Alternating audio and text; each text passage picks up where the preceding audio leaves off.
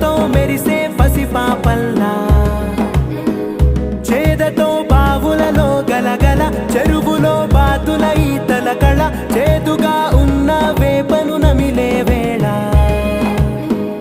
చుట్ట పొగ మంచుల్లో